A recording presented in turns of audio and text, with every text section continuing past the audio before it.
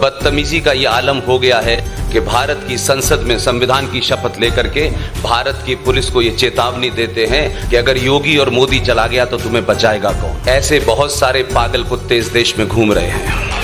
पागल कुत्तों के सामने मंत्र पढ़ने से पागलपना नहीं जाता जब तक गोली न मारी जाए। जो ये बार बार कहता है कि ये हिंदुस्तान किसी के बाप का नहीं है, उसको अपने बाप का पता नहीं है। इस देश में ये बिन बाप की औलादें घूम रही हैं और इस देश के बाप की चिंता कर रही हैं। अगर इस राष्ट्र का कोई बाप है तो वेद व्यास है। अब ये अपने बाप को ढूंढने लगे हैं क्योंकि बाप आ गया है। और ये वो लोग हैं जो हमसे हमारे बाप का पता पूछ रहे हैं और अपने बाप के बारे में 250 साल के बाद बता रहे हैं। जैसे कश्मीर में एक फारूक अब्दुल्ला नाम का मक्कार जिहादी, उसको 200 साल बाद पता चला कि 1722 में उसके पूर्वज कौल ब्राह्मण थे। अब ये अपने बाप को ढूंढने लगे हैं क्योंकि बाप आ गया है। उससे पहले बाप को नहीं ढूंढते थे, ये किसी के भी बाप के बारे में पूछते थे। एक और मक्कार था जिसने इस देश को एक लेमन चूस की गोली पकड़ाई और आप उस लेमन चूस को चूस रहे हैं। उस मक्कार का नाम था मोहम्मद इकबाल, जिसने भारत का तराना लिखा। इस देश के मक्कार राजनेताओं ने, लालची राजनेताओं ने, चाटुकारों ने बिना समझे ऐसे सड़क छाप लोगों को महान बना दिया है। उसको भी अपने बाप का पता चल गया था कि उसके माता पिता जो थे सप्रू ब्राह्मण थे। उसने तराना लिखा, भारत के लोगों को बता गया कि आप इसे पढ़ते रहिए, लेकिन उसने एक तराना लिखा जिसके बारे में इस देश में बड़े बड़े दानिश्वर नहीं बताते। उस तराने का नाम है मिल्ली तराना। उसमें वो अपनी वो ख्वाहिश जाहिर करता है जिसके कारण उसकी पाकिस्तान के अंदर लाहौर में कब्र बनी हुई है। हम बिना जाने बिना सोचे किसी सब्जेक्ट के बारे में जानने बगैर हम बहुत सारी चीजों के एक्सपर्ट हो जाते हैं। इसलिए मेरा मानना है कि अभी हाल में एक घटना घटी है आपके शहर में। आपके शहर में आने से पहले मैं बहुत गुस्से में था,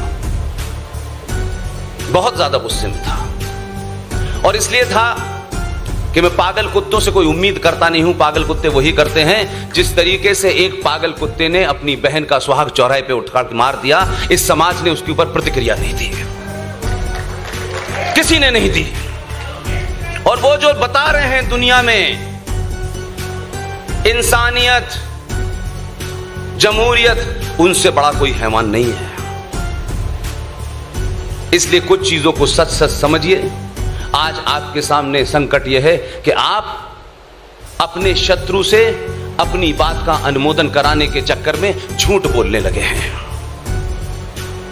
सच कहिए, चौराहे पे कहिए, गली में कहिए, दुनिया की कोई ताकत आपका कुछ बिगाड़ नहीं सकती। हमको भी 350 फतवे रोज मिलते हैं, रोज हमको मार देते हैं सुबह 10-5 लोग फोन करके। कई तो प्रेस कॉन्फ्रेंस करके हमारे खिलाफ फतवा जारी करते हैं। जाहिलों को पता नहीं है कि मुसलमानों में फतवा इस्लाम का, इस्लाम के मानने वालों पे होता है, काफिरों पे नहीं होता है। लेकिन दुकान चल रही है इस देश के अंदर। हम जिस तालीमी इदारे में पढ़े थे, बचपन में मौलाना साहब ने हमको मार मार के कुरान शरीफ की आयतें रटाई। आज जब मैं उस दौर को देखता हूं और आज जो कुछ इस देश में हो रहा है तो मुझे बड़ा ताज्जुब लगता है। कुछ मक्कार टेलीविजन पे आ जाएंगे, कहेंगे देखिए ये भाईचारा है, ये गंगा जमुना तहजीब है, ये दुनिया के सबसे बड़े फ्रॉड शब्द हैं। मौलवी साहब की वो बात मुझे अभी भी याद है कि वो क्या करते थे कि फरमाया गया है कि जहां आप नमाज पढ़ रहे हैं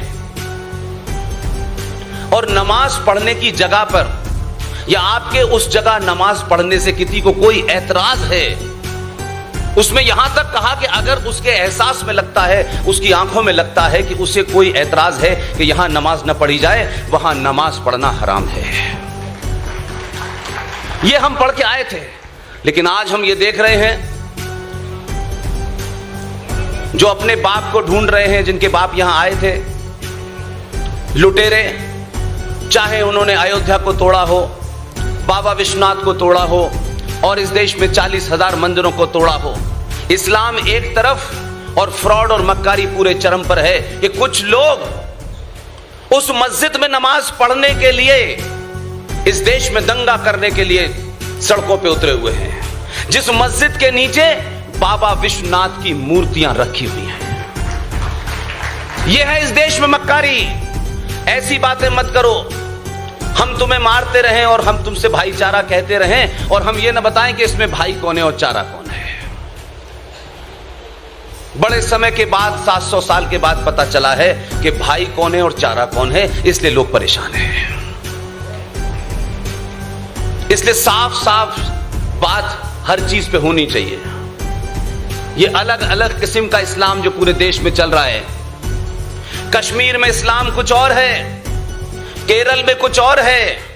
जहां 5% है वहां भाईचारा है, जहां 15% है वहां मानेंगे नहीं, और जहां मेजॉरिटी है वहां कश्मीर में कश्यप ऋषि के वंशजों को बिना उनके किसी कसूर के कश्मीर के अंदर मुसलमान इस्लामिक जिहादियों ने 2500 कश्मीरी हिंदू पंडितों की हत्या की, रेप किया, मर्डर किया और 5 लाख को भागने पे वापस कर दिया। लेकिन हिंदुस्तान का मुसलमान मक्कार आज भी बोलता है देखिए वो भाईचारा है, वो बाहर से आए थे, यहां से आए थे। ये नहीं कहता है कि हमें उतनी ही नफरत थी कि जिस लड़की ने अपना मजहब छोड़ करके सनातन का नाम पल्लवी रखा, उसने अपनी बहन के सुहाग को उजाड़ दिया। आपकी नफरत का आलम यह है, लेकिन झूठ बोलने में सबसे आगे खड़े हुए या आपको मूर्ख बना रहे हैं। इसलिए इस देश में कर्नल साहब से कहना चाहता हूं, कर्नल साहब आपकी फौज का जनरल पहला जनरल इस देश में हुआ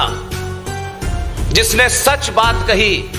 सच बात करने के बाद इस्लामिक जिहादी इस देश में बहुत परेशान थे, जगह जगह उसका नाम लेकर के गाली गलौज की गई।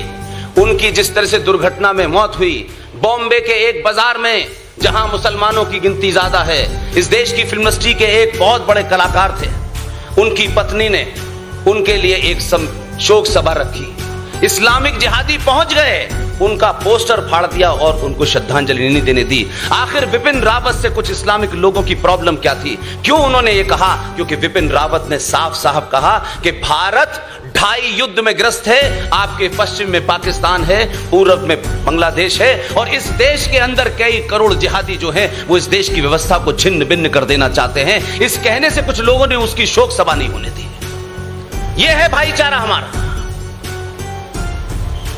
इसलिए आज एक जगह नहीं, बहुत सारी चीजें करेक्शन हो रही हैं, और जब चीजें करेक्ट होने लगती हैं तो इस्लामिक जिहादी इस देश में कह रहे हैं इंटॉलरेंस बढ़ गया है। अगर ये इंटॉलरेंस भारत राष्ट्र को बचाने के लिए अच्छा है तो गली गली में ये इंटॉलरेंस बढ़ जाए तो भी अच्छा है। इस देश के हर बच्चे को इंटॉलरेंट हो जाना चाहिए उन जिहादियों के खिलाफ, उस कचरे के खिलाफ जो इस देश में जगह जगह गंदगी फैला रहे हैं, हत्याएं कर रहे हैं। इसलिए आपने गलती कोई आज नहीं की है। यह बात अलग है कि भाग्यनगर में डॉक्टर मोहन गुप्ता ने एक बड़ा काम किया है। हमने फ्रॉडों को, मक्कारों को उनके पोस्टर लगाना बंद कर दिया है। और आज आप जिस मंच पे इतने सारे लोग देख रहे हैं, इनमें जिनके भी पोस्टर लगे हैं, ये वो विजनरी थे जो इन मक्कारों को जानते थे। अगर आप सही मायने में सरदार पटेल को इस भारत का निर्माता मानते हैं तो 3 जनवरी 1948 में कलकत्ता के मैदान में सरदार पटेल ने जो स्पीच दी थी उसे जरा कान खोल के सुनिएगा। आज के जमाने कोई दे देगा तो कोई कहेगा ये आरएसएस का एजेंट है, ये फलाने का एजेंट है, ये दिमागे का एजेंट है। सरदार पटेल ने साफ साफ उस वक्त के मुसलमानों को 2 टूक बात कही थी। आज कह दे तो लोगों को बड़ा बुरा लग जाएगा। इसलिए ऐसे लोग कुछ लोगों के आइकॉन नहीं हैं। इस देश में सुभाष चंद्र बोस इस देश का आइकॉन नहीं बना, फूल वाले चचा जैसे मक्कार लोग बने हैं। इसलिए सच बोलिए, सच से ज्यादा कुछ भी इंपॉर्टेंट नहीं है। और जो सच बोलता है उसे डराने वाले बहुत होते हैं, लेकिन डरा नहीं पाते हैं। यूं तो अब इस शहर में आने में बहुत लोगों को डर लगता है, क्योंकि इस शहर में डराने वाले जिहादी बहुत रहते हैं। और वो यही नहीं डराते, वो दूसरे शहरों में जाके भी डराने की कोशिश करते हैं। और बदतमीजी का ये आलम हो गया है कि भारत की संसद में संविधान की शपथ लेकर के भारत की पुलिस को ये चेतावनी देते हैं कि अगर योगी और मोदी चला गया तो तुम्हें बचाएगा कौन। ऐसे बहुत सारे पागल कुत्ते इस देश में घूम रहे हैं।